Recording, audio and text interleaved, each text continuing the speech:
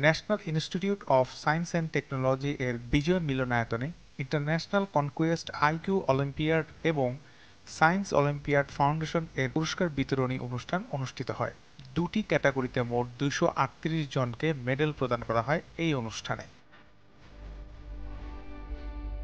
IQ ও এসওএফ প্রতিযোগিতায় বিশ্বের ৭৩টি দেশের শিক্ষার্থীদের মধ্যে প্রতিযোগিতা করে আইকিউ প্রতিযোগিতায় বাংলাদেশের ৯৫ জন মেডেল ও সার্টিফিকেট অর্জন করেছে এবং এসওএফ প্রতিযোগিতায় ১৪৩টি মেডেল ও সার্টিফিকেট অর্জন করে।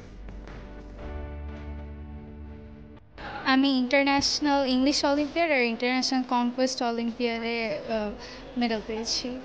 অনেক ভালো একটা এক্সপিরিয়েন্স হয়েছে, অনেক নতুন কিছু জানতে পেরেছি। ওদের অনেক কোয়েশ্চেন ছিল যেগুলো আমি প্র্যাকটিস করেছি আর নতুন নলেজ গেইন করেছি।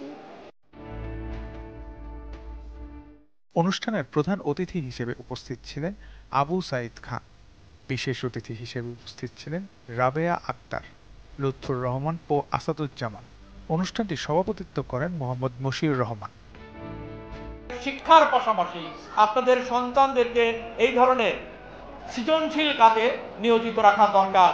বিজ্ঞান চর্চা, অলিম্পিয়াড সহ যত রকম আইকিউ প্রতিযোগিতা যা কিছু আছে, খেলাধুলা, সঙ্গীত চর্চা, এই সমস্ত কাজের মধ্য দিয়ে আপনারা আপনাদের সন্তানদেরকে নিয়োজিত রাখবেন। তাহলে দেখবেন যে ওরা নিজেদেরকে মানুষের মতো মানুষে গড়ে উঠেছে, ওদের মেধা বিকাশ করছে।